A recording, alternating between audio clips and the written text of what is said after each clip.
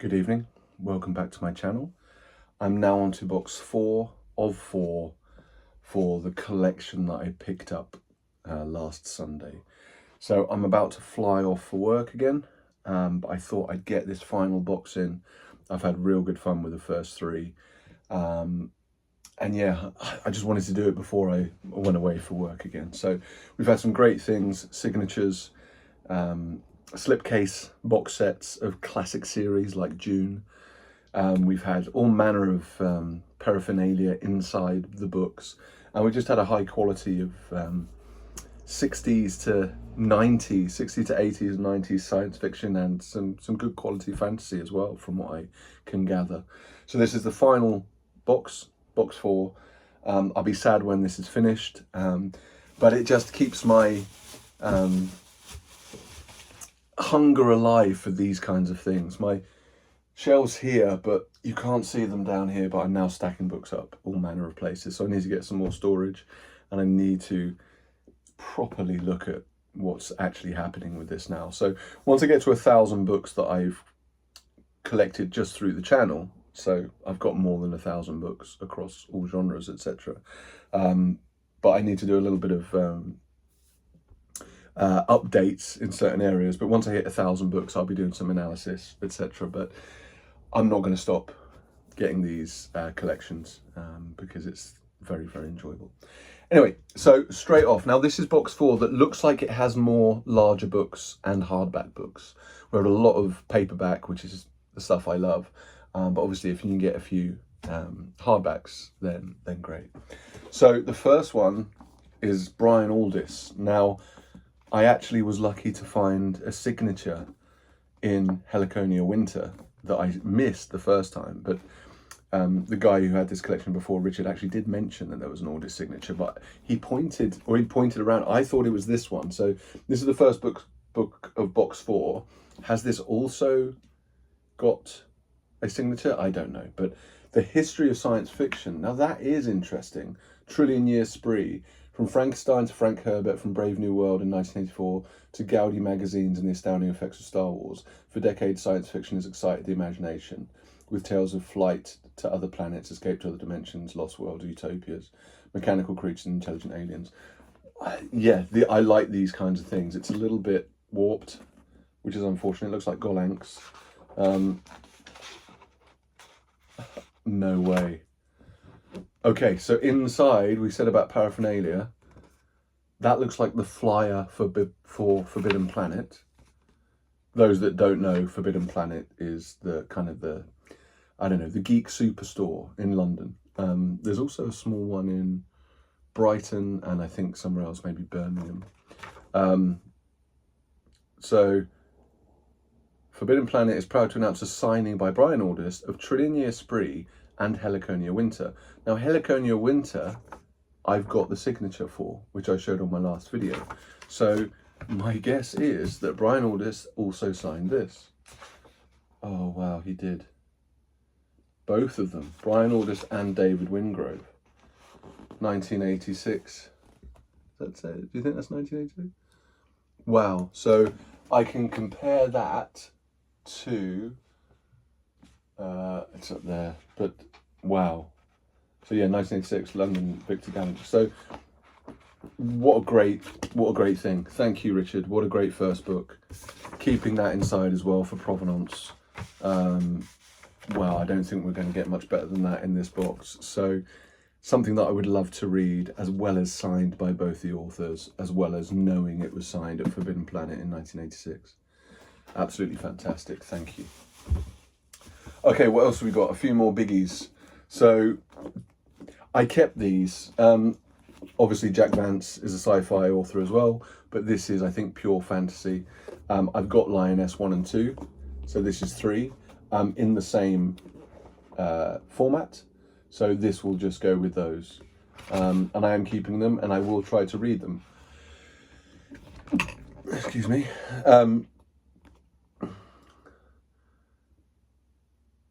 Dying Earth series, of course. The Last Castle, Snowboat, Lioness 1, 2. So I've got the Green Pearl, and then this is the third one.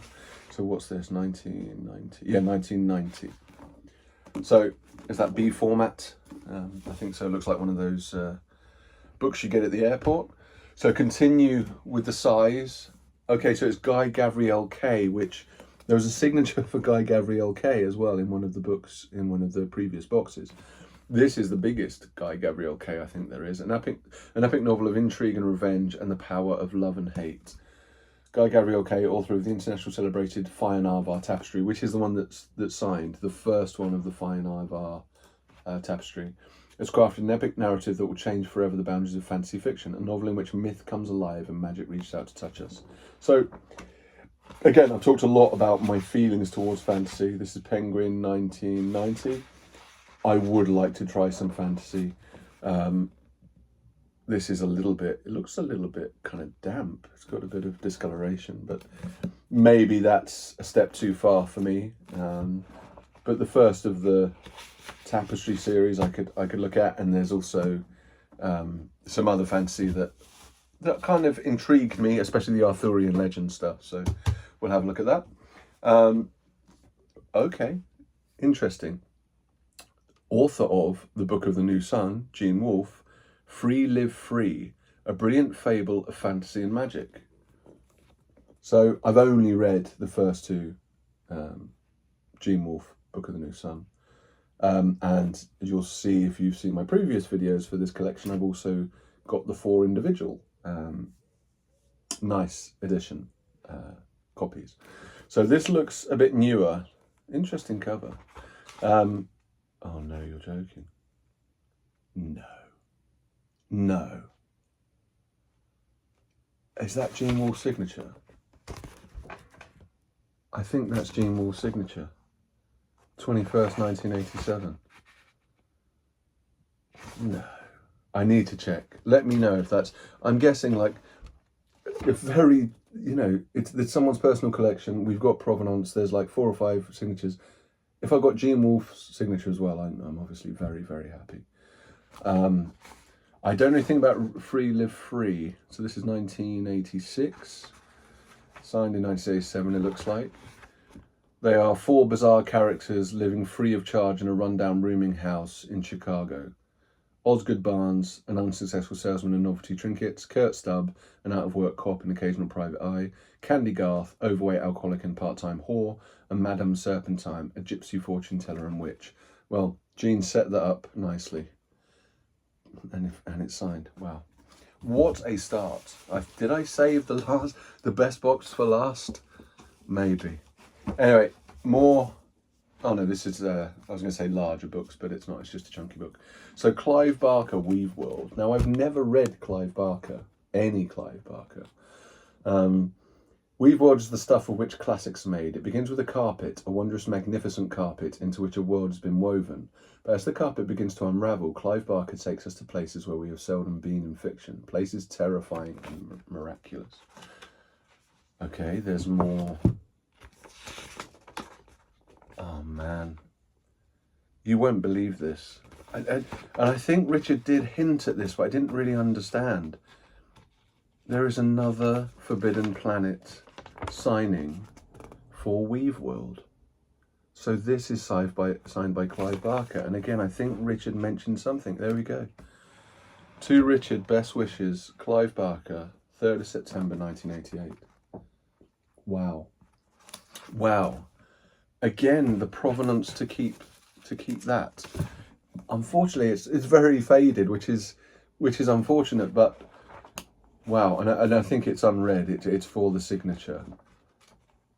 Wow. So what's that? That's 3 books. That's 3 books out of 5 that are signed. A Gene Wolfe signature, a Clive Barker signature, and an Aldiss signature plus the other writer. That blows my mind. I'm so glad I did this before I get on a flight. Like, it just perks me up a little bit. Now, I'm thinking that's the final signature, surely. This can't be signed, surely. So, a nice hardback copy, Allen and Unwin, of the Silmarillion. Now, I've never read this. I haven't read Lord of the Rings either. Again, it never came onto my radar. Oh, is this... It is again. So those that have seen the other videos, Richard was really good at keeping the tags of the people that gave him the gifts. We don't do tags so much anymore, right? To Richard, happy birthday, Martin, again. Martin seems like a very, very good friend because some of the books he's bought are excellent, collectible classics. And all I can say is I feel very privileged to have been given the opportunity to now have these books within my collection. And again, I would love, I've got this image of me in a much quieter life with animals around me and nature around me, digesting these properly and getting what's meant to be got from these books as a personal pursuit. That is my whole goal. So thank you to Martin, thank you to Richard. A lovely hardback copy of Silmarillion. What was I didn't see the date, hold on. What's the age? 1977. So that's a great copy in my opinion. Okay, more large books, and this time Terry Brooks. Oh, it's the other Shannara. I got two of the Shannaras, I think, in the last haul. Elf Stones of Shannara, and another one, the first one, I think. So I'm unsure about these because I think they're, I don't know, maybe I'm judging it on the cover, but it's a little too much, even though we're talking about Tolkien, it's a bit too much the dwarves and the elves and the magic and the haunted forests. But I don't know, maybe I'll give it a chance, maybe I'll keep it. I think this is maybe the whole series, or at least 3 in the series.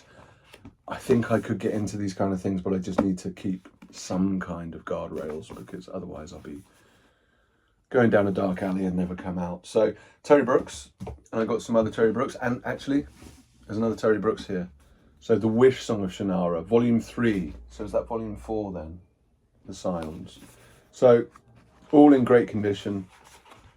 A whole 4 in the series, 1985, originally 1977. I don't know, I'm tempted to keep them. I'm tempted to have a growing fantasy section in my retirement library. Oh, but can I go into fantasy like I am already to science fiction? That's the worry, right? Can you have too much of a good thing? Okay, slightly smaller book here, but there are some more hardbacks and some more larger format books.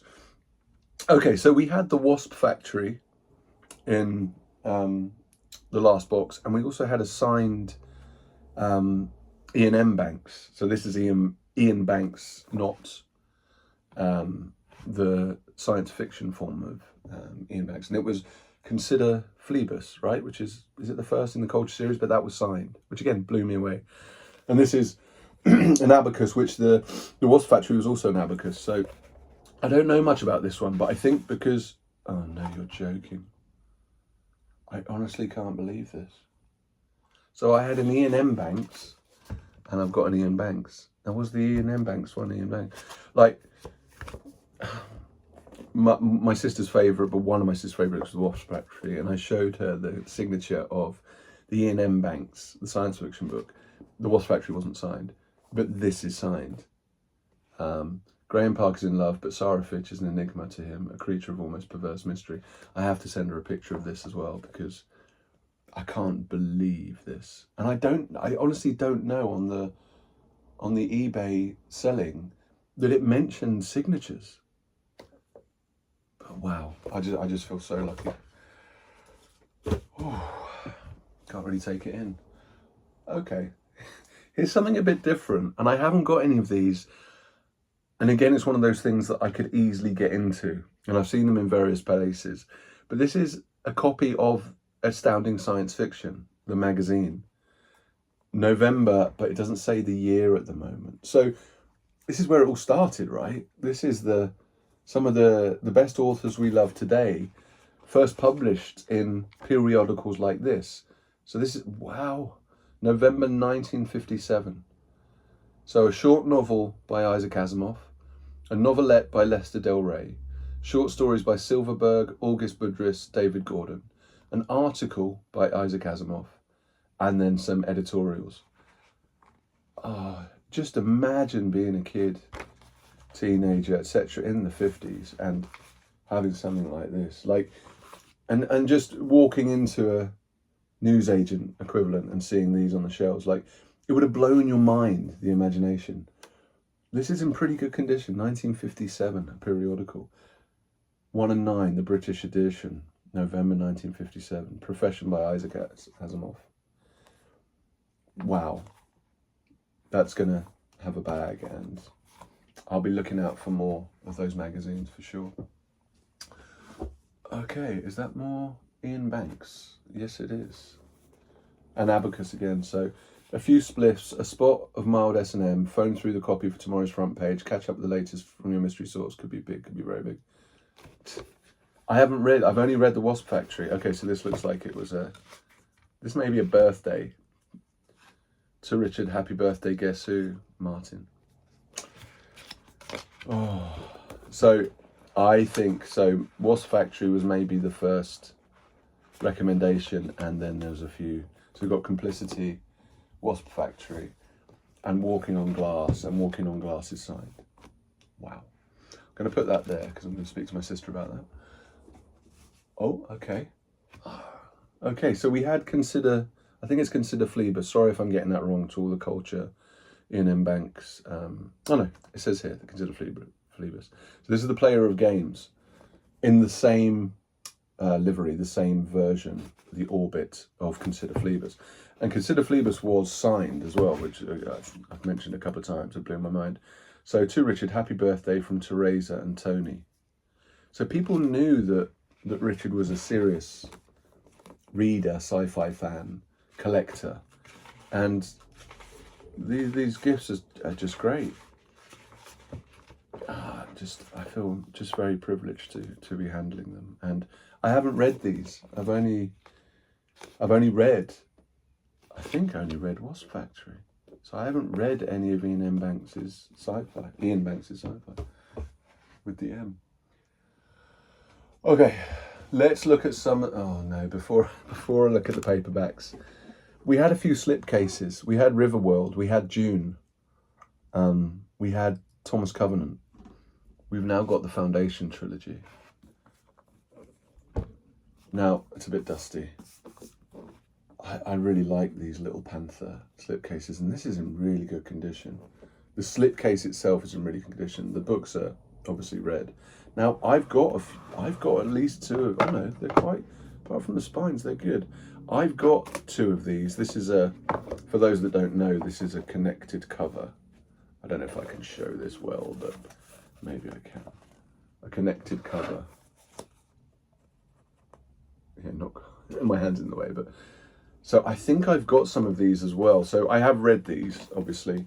I haven't read the extended, but the extended, the books after these were also in one of the boxes. But look at this. That's really nice. So I think Richard was a collector as well as a reader, because you don't necessarily buy these formats or even get signatures, etc., right, if you're not also like really into this as a hobby, not just as reading material. So yeah, that's good. I've got copies of these. As I say, I've got modern copies, and I've got at least two of these ones, and I'll check the condition of them, but these are pretty good condition, so I should keep them as is. But what a box so far. I'm just blown away. Okay, I think there's more Aldiss in here. I've just seen an Aldiss. Oh, okay, right, so we're back to the so those that have seen my other videos, there are a few of these books that are in really good condition, apart from being maybe in someone's back pocket, and this is another one, and I'm trying to flatten them out. I don't know how successful I'll be, but this is a Ray Bradbury Corgi, Machineries of Joy, and I don't get a lot of Ray Bradbury. I know he was prolific and very popular, but in these hauls you don't get a lot of Ray Bradbury. Corgi, and how old is this? 66. So it's just a bit of a shame, isn't it, for a very good condition book. It's obviously red, it's a bit spine roll, but is there any way I can flatten that? It feels like it's warped either with, a little bit of damp, or, something in the air, or it's been in a pocket or something. But good book, I'm just a little bit ashamed that I'll put that at the bottom and create a pile on top of it. Okay, this one's not as bad. It has got a bit of damage, but not as bad. And this is a digit book. So again, I might have one or two digits, but I think these are pretty rare as well, pretty collectible. And this is called Equator, and it's Aldiss, an old Aldiss in digit. So I definitely don't have any Aldiss in digit. The spy team from Earth knew they were looking for trouble when they secretly landed in Lunar Area 101, Dangerous Rosk territory. So these are old, aren't they? I think pre-barcode, etc. Wow, 1958 by Nova Publications, digit books. Wow, that's good. It's a little bit bent. It's got a little bit of kind of dusty grime on it, but very happy with that. Okay. Interesting. This is a very interesting cover. It's a panther science fiction, but Tim Powers, award-winning author of The Anubis Gates, Dinner at Deviant's Palace. I've never heard of Tim Powers, but look at that cover. Look at that cover. I don't really even know how to describe it. Welcome to the Holy City. Gregorio Rivas was a redeemer, one of the courageous men who snatched converts from the sinister cult of Norton J. Bush. Okay, this is slightly newer, isn't it? It must be 80s or even early 90s. 1987. So that's an interesting one. I've never seen like that. And it's very, I don't know, is it steampunky? Not steampunky, cyberpunky. Not really looking at that cover, but very interesting one. Good thing for the library. Okay, haven't heard of this author either. So this is Mayflower, René Barjavel, maybe I should know it, The Ice People, the novel that took Europe by storm. The story of an incredible new birth. In the prize-winning novel, René Barjavel presents a new vision for a new world. French scientists have uncovered from the ruins of an unknown, highly sophisticated civilization a large egg-shaped object. They enter the egg. In an inner chamber encapsulated within blocks of solid helium, they discover a man and a woman, survivors of a civilization that perished 900,000 years ago. Wow. That looks good. That looks good, and that explains the cover. So what is this? Oh, one of the pages is falling out. And that's it. There's only that one page. There's nothing else. Anything on the back? There's no... It just goes straight into chapter 1 and there's nothing. So I need to see how old that is. That, again, that looks pretty old. 35p UK. That's great. Very happy with that. Oh, I've just seen... So this is one of my favourite books of all time. And I've got a few editions of this, but I haven't got a pan. So it's Flowers for Algernon, Daniel Keyes. I think anyone that likes heartfelt, intelligent, that's not a pun or anything, like intelligent sci-fi, that's very human, then you read this. And I recently read Sirius by Olaf Stapledon, which I put in the same bracket as this. It's got a very similar feel. Obviously the theme is quite similar in terms of intelligence and how it affects human development, etc. So this is an old pan of Flowers for Algernon, and I've never seen this. And I'm very happy, excited to have this in my collection. So it's a little bit damaged. The pages are quite delicate on some of these old ones. 1966, so originally 1959, this is 1966 edition. So didn't even know that existed. Very happy to have it, and great book to anyone that hasn't read it. There was an old film, I think in the 60s, 70s, called Charlie, which tried to adapt the story. And it's basically about a kind of a lower IQ cleaner who has the chance to have experimental technique to increase their intelligence. And the issue is it does work, and you get to appreciate different things in life, and then it starts to dissipate. And it's that bell curve of feeling and knowledge and understanding. A little bit like Hal, understanding that he was going to be dying, turned off, etc. Those kind of things is if you get to a certain point and you realise you're going to lose something you had that made you human, or or you discovered more. It's very, even now when I think about it, I get like emotional. So okay, more Aldiss. So there's a bit of Aldiss in this box as well as Banks. And what's that? Is that Ballantine? I always get these wrong. Wraparound cover. And I have heard of this. Oh, Ace. So it's Ace. So the Malassia Tapestry, a major work by a major author. I don't know much about it, but I have heard of this. Renaissance man in an alternate reality. And that's a good wraparound cover. So this looks like 70s as well. And a lot of these books are discoloured pages compared to the others. So first Ace, 1978. Book 1, Book 2 and Book 3. So nice. I don't know about this, but I haven't got a copy of this, and that is a good copy. It has been read. But some more Aldiss. Very good. This is a smaller book. Oh, okay. We were talking about Chronicles, is it, of Thomas Covenant? And I think there's the second Chronicles as well, which all of them, I think, were in this collection. We've now got a very small Fontana, which is Gildenfire, a previously unpublished episode from the Ill Earth War. So that's a wee little novelette. But I suppose if you're a lover of this series and this comes out, you're jumping on it. And it is very short. But let's have a look. So 1984. So yeah, I've got one of them was a slipcase. So I am keeping these. I'm pretty sure. So I will definitely keep this one as well as part of the universe. Is this more Aldiss? It is, and it's old Aldiss, and it's another digit. And what an incredible cover. That's one of my favourites so far. Look at this. Wow. I have never seen that before. Earthman Gary Towler is treated like a pariah for his task as chief interpreter of the corrupt and tyrannical gnolls make other humans avoid him as a traitor. That cover is phenomenal. That's become one of my favourite covers of all time. Look at those two characters. That is just, sorry, I'm going over the top, but that is good. Okay, a little bit of damage, but this is old. And my second digit so far. 1960. That is this the best box? Could be. I'm just looking, if I caught the sun today, I think I might. I was playing a bit of touch rugby and it was a very nice day. Okay, more Aldiss. This is Sphere, the Primal Urge. And this is quite old as well. It's very heavy, this book. James Solon was a normal young man, normally reticent, normally sporting, normally well-bred. What possessed him to go dashing off for a night, panting hot with an almost total stranger? Look at that cover as well. Wow.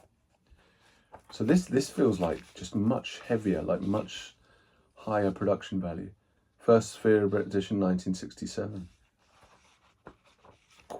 There are some genuinely top quality, especially Aldiss books in here. Like just generally great books, you know, period. Is that Aldiss as well? Oh, okay, so we're back to Asimov. So there's some really good Asimov in the last box. And I've grown my Asimov collection quite a bit. Some of them were upgrades, some of them were not, some of them I never had in my collection. I have got a copy of this, but not in this livery. So a Panther, Naked Sun. And that's another good, that's a very Star Wars. That's getting another Chris Voss. A lot of Chris Voss in these videos. Have I read this? I might have read this back in the day as well at school. Can't remember, but that's a really good copy as well. So what's that? 73. So again, apart from a little bit of chippings on the black, that's very square, very nice copy. Just check there's no bookmarks, etc. So great, some nice Asimov as well. Did I get a copy of this? So I think I got a copy of Caves of Steel in one of the other boxes, but I don't think it was an old Panther like this. So again, I read this a while back, 30 years. And I liked it a lot at the time. Oh, that's a little bit gluey, but it's an old Panther again. So 1962. Great. Great. So Asimov, Aldiss, Banks so far. Desmond Leslie and George Adamski, a Panther book, an old one. Did a spaceship really land in California? Flying saucers have landed. It's an interesting one. Is this non-fiction then? It's quite chunky. There's a lot of text. Oof, bit of problem with the glue again. This Panther edition was just published in 1957. Wow, this is an amazing edition for 97. A flying saucer over New York, observed in July 28, 1952. I don't know if that really is a flying saucer, but that's great. Another great edition. Very happy. Okay, we're about, I don't know, halfway through maybe? More than that maybe, but there's some big hardbacks at the back, so they take up a lot of space. So, oh, this is one I've wanted to read from Aldiss. I've heard some really good things about this Hot House, and that's a 4-square, nice copy of Hot House. Little bit grimy again, not the best condition, but that's a good cover, and that's old again. That's 60s for sure. The sun is going nova, and I've heard this is one of the most atmospheric kind of world-building novels that you can read. 1962, reprints in 1965. Wow, there's some good old classics in here. Okay, so back from Asimov to Aldiss, back to Asimov. Now I think I've got this, and I see this a lot. I see it because it's memorable, isn't it? Because of the yellow cover and like the plasticine face with the house. I think I've got a copy of this, but I have to check. Nightfall 2. Pretty good condition. If I have got it, this might be an upgrade. 1970. So great, I need to check. More Asimov. Can never have too much. Oh, okay, so in the last haul we got quite a few like the penguin oranges. So the full orange, or then the orange with the white bit in the middle. This is, you know, it's just, that lean is awful. One of the worst leans. But the Hugo winners, I presume it's the first one, so edited by Asimov. So these are nice anthologies, and I've got quite a few in the other boxes. So 1964. Yeah, not the best condition. I will try to fix these, but I don't have a lot of hope on some of these. They're so flimsy. And again, apart from that, really good. Look at the cover. It's like, yeah. Okay, what's next? Here's an interesting one. The Zimiamvian Trilogy #2.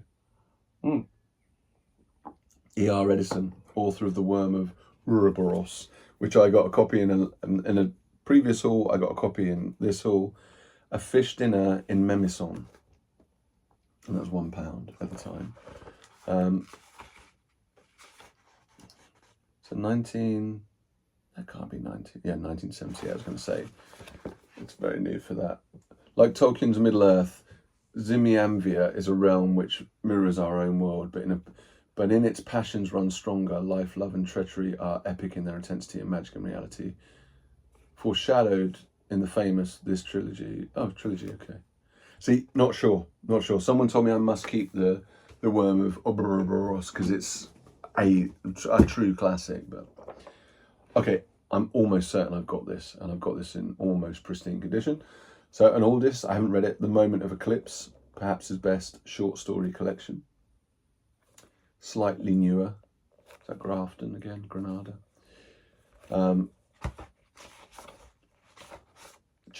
Moment of Eclipse is the first story, 1979.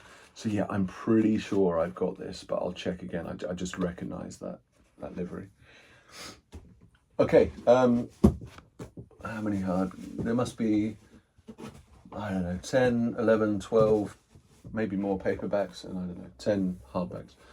So Corgi Zelazny, The Doors of His Face, The Lamps of His Mouth, and Other Stories. That's great. That's great. Again, not the best condition, but better than reader copy. And I think, I don't see this one that much in 1975. Is that relatively rare collection for Zelazny. But yeah, nice. Oh, okay. So I've definitely got this, and I've definitely read this a couple of times, I think. But again, what's my copy? I think my copy might be White Pan. Brave New World, Aldous Huxley, Penguin Modern Classics, 30p originally. So it's got a bit of an age to it. Again, good condition. Enjoyed for sure, 1972. Again, if I'm getting Aldous Huxley, I nearly said Aldous Harding because she's one of my favourite musicians as well, but you know, you can't go wrong with that. Okay, more Aldiss, but this time NEL and the Heirs of Earth, and I recognise that cover. He ranges a wide spectrum of fantasy. Take a trip with Britain's leading writer of science fiction, 8 imaginative excursions into the future. So more Aldiss short stories in a nice blue NEL with a girl running towards the planet. Some strange kind of shadowing in here, but 1975, so that's good as well. I'm going to put that there. The Green Brain. Now, did I get this actually in this haul? I feel like I already got this. Maybe different, but Frank Herbert, The Green Brain, NEL. So very similar series. There's a bit of grime coming out of these. Similar series to that one before. So these NELs with the line, different colour, like kind of a blocky colour. You think the blue, and this one the brown, and then the line. They're good. They're nice. So 1975 again. That's good. I don't think I've got that, and I've got a lot of Herbert from here. To be honest, more Aldiss, The Dark Light Years. Again, same NEL.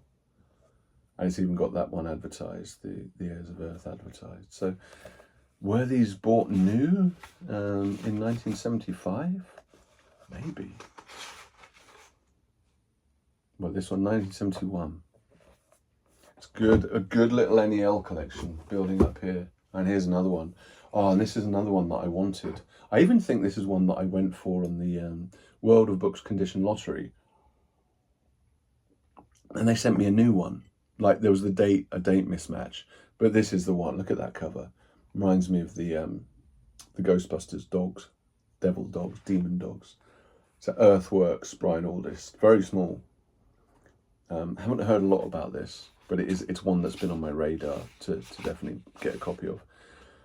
1972, and that's great. Just the size of that square, intriguing, dark cover. Okay, this is so this is the same, another E.R. Edison. So this is the Zimiavian trilogy #1. So The Worm of Uberos. So again, how old is this? Did I look it up? 1978. They're very chunky books. I don't know anything about them. Let me know in the comments if actually these are worth keeping, worth reading. And you never know, one day. More Aldiss, but slightly newer. Slightly newer Sphere. Report on Probability A. That's a good cover as well. And this is in good condition.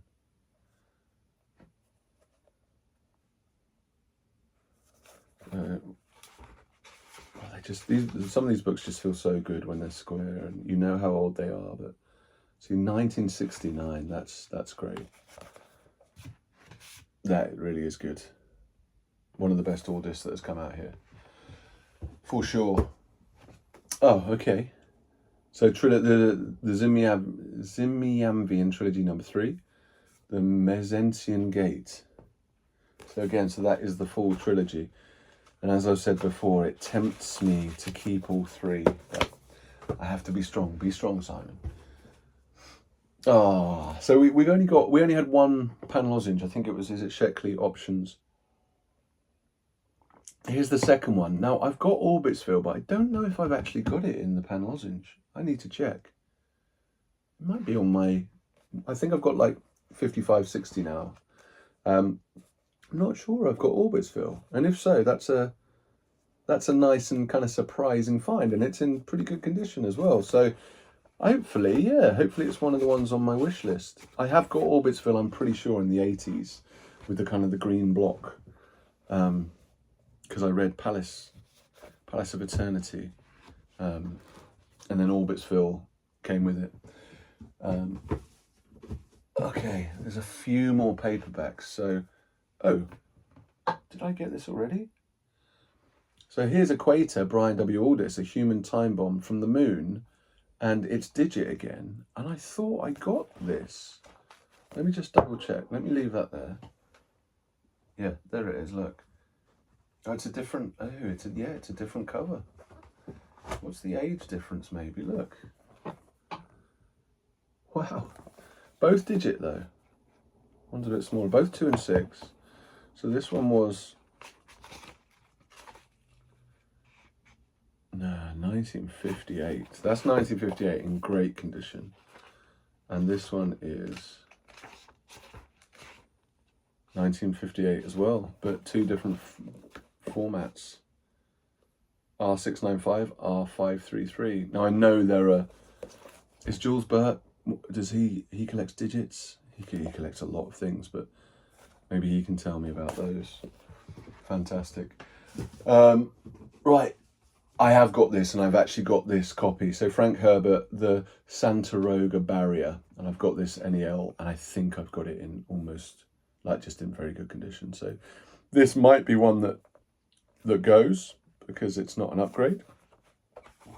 1971. Again, good reader copy, intriguing cover. Know nothing about it again, but I do have it in my collection, and I will read it at some point. Alan Garner, The Owl Service, Fontana. This is slightly different, I think. Does it look like a kid's book, maybe? Since Alison discovered the old dinner plates in the loft of the Welsh cottage, she'd been obsessed with them, felt compelled to trace over and again their curious pattern, but the stylized floral owls soon become a macabre reality as Alison unwittingly releases a tragic power born in the time of legend. Welsh legend. Okay, this is 1987, but originally a 60s. So I think that's kids' book, is it? But it's in great condition. I like to keep these, what I would call oddities. It's probably not an oddity, but to me it's an oddity. So I probably will keep that. Oh, there's a couple of paperbacks also over there. I think I've got this as well, and I always love this title because it doesn't give anything away. I don't really know where to ask. Space, Time and Nathaniel, NEL Aldiss. So it's safe to say that Richard was a big Aldiss fan. I think that is safe to say. Moorcock, there's a lot of Moorcock as well in previous ones. A lot of Asimov. So 1974, that's in really good condition as well. That looks unread, it really does. I think I've got that, I'm not sure, but either way, that's probably an upgrade. So more great Aldiss. Another Foursquare, an ABC of science fiction edited by Tom Boardman Jr. 26 excursions into the fantastic, and look at that cover. Again, you're picking that out in the 1960s, and you're thinking, what on earth is going on in here? Brian Aldiss, Frederick Brown, Clark, Avram Davidson, Carol M. Schwiller, Philip Jose Farmer, Daniel Galloy, Harry Harrison, Washington Irving. You know, there's the list goes on. 1966, awesome, and I think that's better condition than it really comes over on the video. That's very clean, especially in the green. That's awesome. Oh, I'm going to be sad to leave these tomorrow when I have to fly. Okay, this is one of those little Corgi 2 and 6. Weird, unearthly, terrifying, the creature Vor, the first alien from outer space by James Blish. Big spine roll. But I think that's my first James Blish from all 4 boxes. One of the wee 2 and 6. Transworld Publisher, London, Corgi. 1959 Corgi edition. Wow. Look at these little like pocket books. Again, can I get it back to its former glory? I don't know without advice, but either way, great little books to have in the collection. I think this is the last, at least A format paperback out of all 4 boxes. I'm just blown away. So, August Derleth edited. I think I got one that was edited from them. An astounding and terrifying look into the future by the greatest science fiction writers of our generation. Time to Come.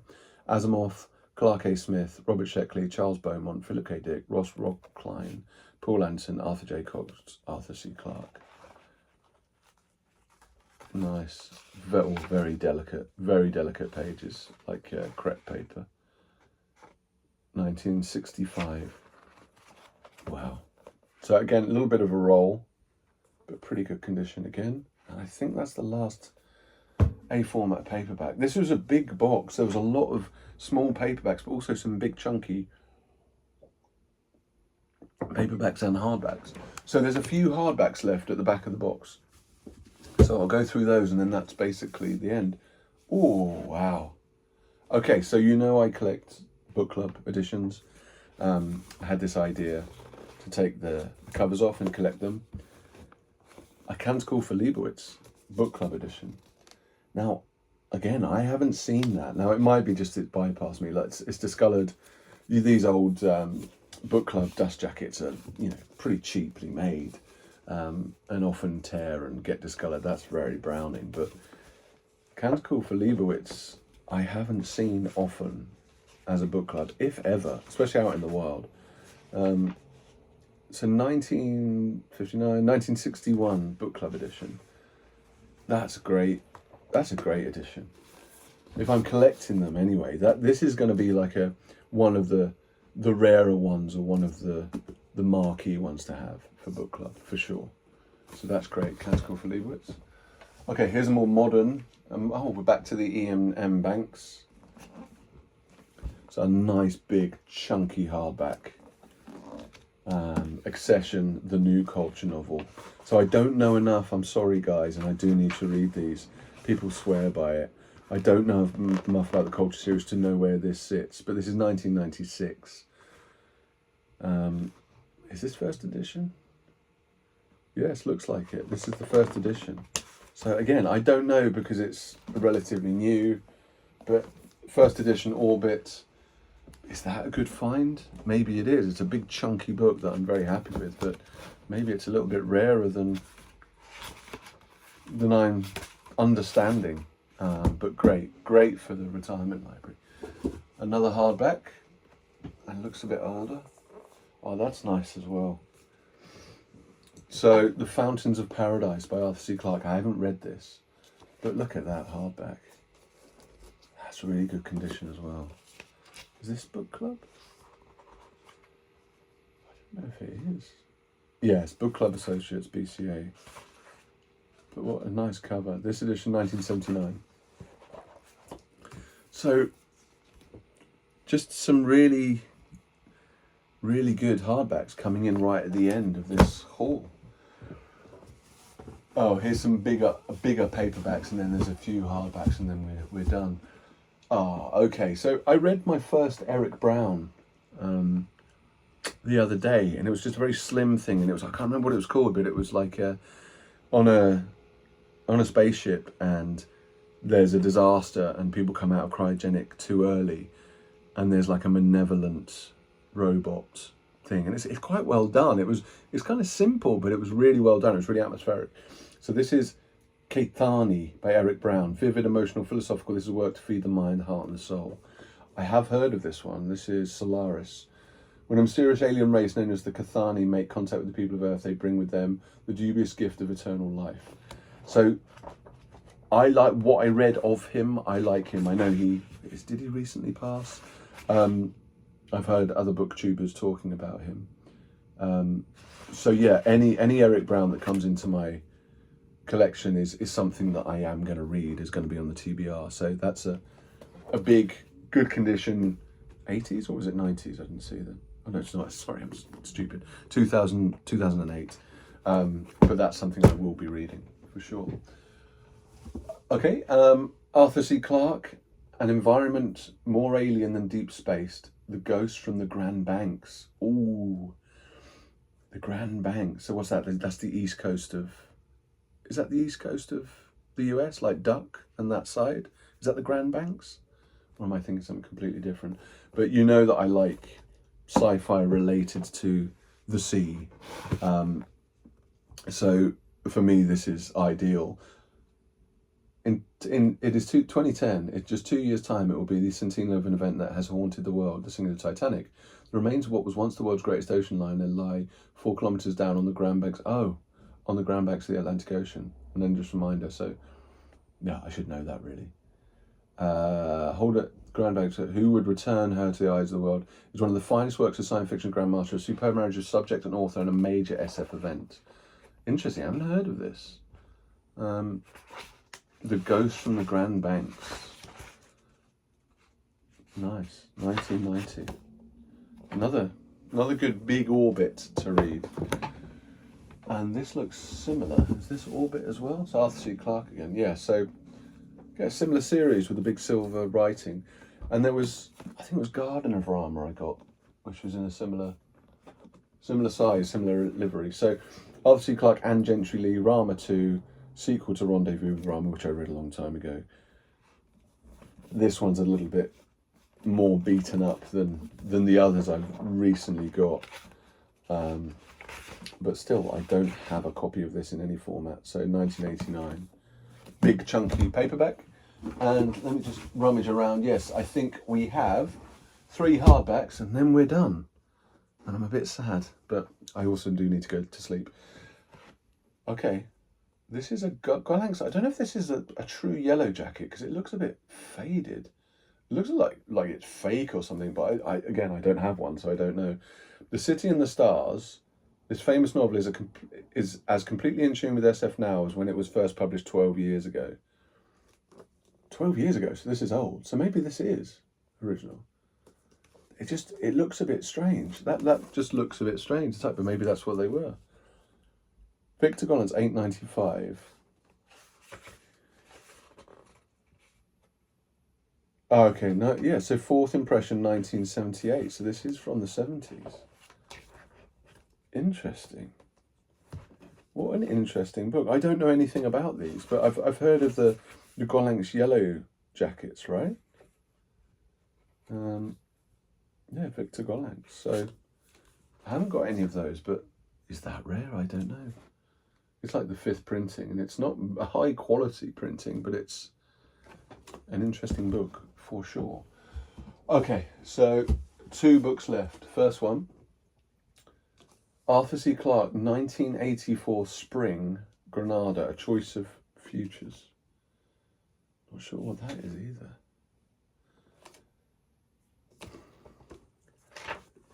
Let me have a look. Has it got anything here? Oh, okay. Arthur C. Clarke, author of the greatest stories ever written, Aldiss. Against Orwell's ominous date, 1984, he has deliberately set the hopeful word, spring, because he feels that the worst of the world's long winter may well be over. Oh, Arthur.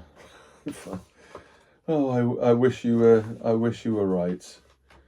What we need is a 2025 spring. Interesting. It's published in 1984. Okay. Is that non-fiction? Maybe. That's a very interesting book, that one. I don't really know what it is, but it feels important, is what I'm going to say. Okay, so last book. And before I look at it, just again, I will reiterate how privileged I feel to have got 4 boxes of incredible books, science fiction and fantasy, from someone's kind of personal collection. And yeah, just forget about the price and these things. It was, I don't know. I just really like the stories behind these books that I've been able to witness to some extent on this journey, which I don't get to do normally when I just buy a normal bookseller batch, right? So this is the last one, unfortunately, and it's called Stories for Tomorrow by William Sloane. And again, it also looks important. It's a little bit battered, but it looks important. Ear and Spottiswoode. Spottiswoode? William Sloane. There's lots of bits falling out of these, or falling off of these. But that's a great cover again. Oh, this is, God, discoloured. This is old. Oh, the pages are like those, they've got like a sheen to them. No. Oh. First published in Great Britain in 1955. Wow. Wow. All the stories human beings tell are about ourselves. What a book that is. And a fitting book to end on. Something I've never seen. It's a little bit battered, but it feels, again, like the Aldiss, like when it feels important. So once again, thank you for joining me on this journey, for allowing me to open or pick through these books and talk nonsense. And please like, subscribe and share. Something like 70% of the people that watch my videos are not subscribed, which is, you know, crazy. If you could, it does help a lot of things. But thank you very much, and I'll see you again very soon when I come back from work. Cheers.